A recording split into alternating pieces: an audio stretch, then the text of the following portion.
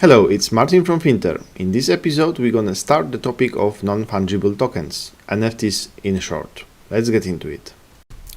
You might have heard about some funny pictures sold for enormous amount of money. That was, let's say, before the bubble burst some time ago, but one of the important collections, let's say breakthrough or collection which gathered a lot of attention in popular media was Cryptopunks. You may see now this collection on OpenSea. OpenSea is a marketplace like Amazon or eBay for non-fungible tokens. If you go to OpenSea.io, you may find there a lot of non-fungible tokens collections and NFTs themselves. So you might connect that this picture is an NFT. However, the reality in technical and legal dimensions is a bit more complicated, but we will get into it later. Another important collection were Bored Ape Yacht Club collection, and here you may see that these were also 10,000 unique bored apes, and what were the price of them being traded. And what's, let's say, interesting about non-fungible tokens, that in the attributes connected with it, there might be, as you can see here, for example, creator's fee, 2.5%, and it means that the, let's say, artist or the creator of this particular NFT, if you compare it to, for example, a unique painting like Mona Lisa or some Picasso physical paintings, if you would translate it that one non-fungible token represented with some graphic is something similar in digital world, the artist may embed a function which allows him to earn money with every trade of this piece of art, let's say. So when this particular non-fungible tokens is being traded between different parties, on each of these transactions the artist may earn also money. Here it's set to 2.5% of the trading price.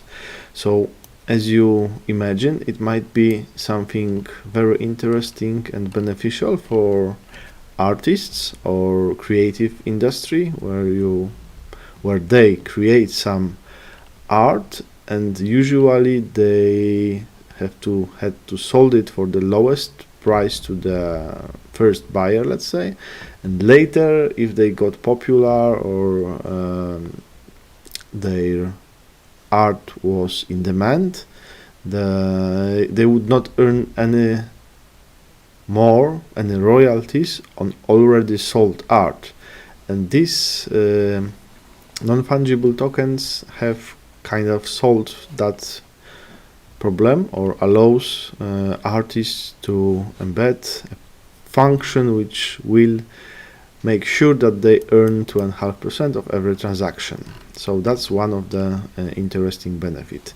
In this market, we may also see that we can buy this for $100,000. Some price history, who wanted to sell it, what were the offers, and that's it, some definitions.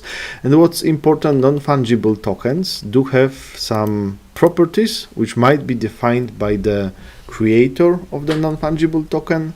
So in this case we have such properties as background, earrings, eyes, mouth, hat, fur, and as you can imagine, there are 10,000 in the collection of these. Each of them have a different set of these attributes, so background, hat, eyes, and so on. And this percent on OpenSea market, for example, shows how popular this thread is. So how many other non-fungible tokens have the same thread. These attributes or properties do not have to be represented visually on the accompanying picture, but usually they are. So imagination is the only limit for these properties, and they might be used in different industries with some, let's say, value, or for creating some additional value, like for example as tickets for real life events, for live events, or access passes to some closed communities, or closed Discord channels, or closed web pages and some resources on it. But getting back to what the NFTs are or what they are not. So NFT is not exactly the picture which you can see it as. I can save it, I can copy it, anyone can actually do it. Yeah, so this picture is publicly available and everyone may see it and store it on his laptop, copy it in technical manner. Yeah, so in legal manner it's also often very, let's say, fluffy. It's not defined whether you acquire a license to display, to use, to copy the given picture.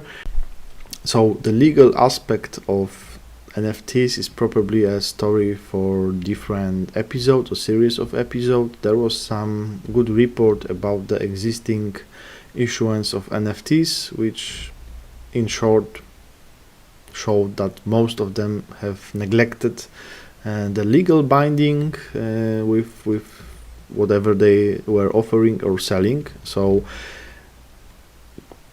crypto community, let's say, does not put a lot of attention to that area with legal binding. But what is important, what is actually the NFT? So we know that it's not the picture. We know that it's not a license nor some intellectual property law defined, but it is an entrance into distributed blockchain ledger that you own it, so that someone who have given address has this particular non-fungible token assigned to his wallet address. As you may see here, we can see the transactions, transfers, and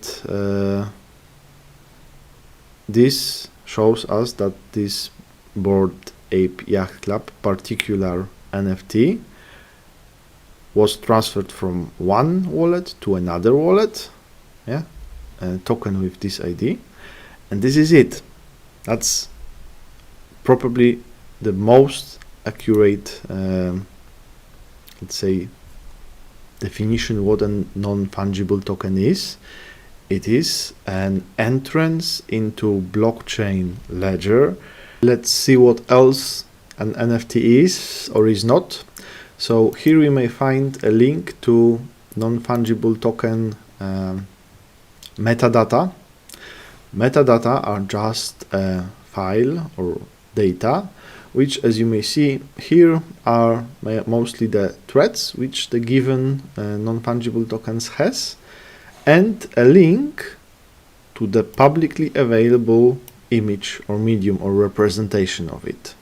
So the convention is that usually it is an image of 350 pixels square, but it does not have to be like that. It might be something totally different. The image may be always the same. There may be no image. There might be, 3D models, GIF, movies, whatever someone imagines.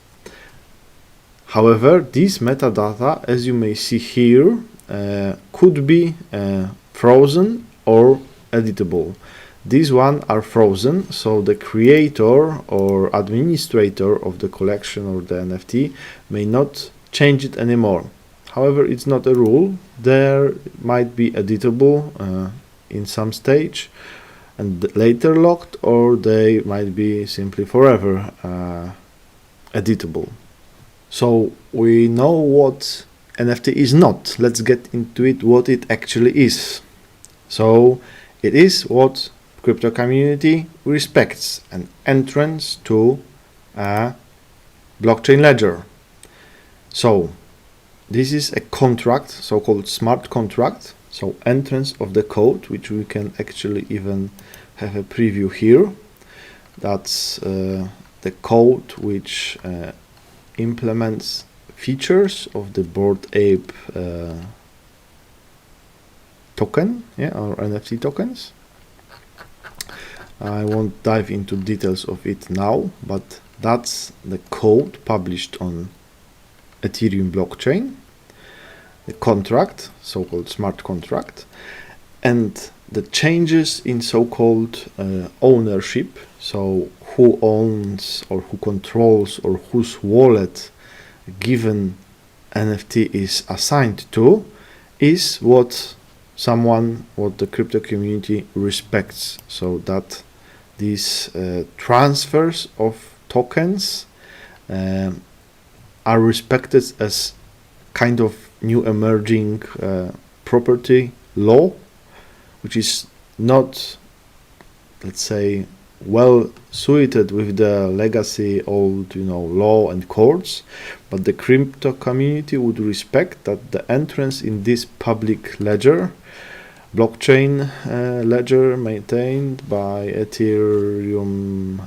miners or other blockchains, and depending which NFT, but that's the entrance on this blockchain is a proof, or the assignance of your NFT is a proof of your ownership or some right, not clearly legally defined what right, but this that you own an NFT. You have an NFT when it is assigned to your wallet, and this assigning to your wallet is given or written in this publicly available ledger.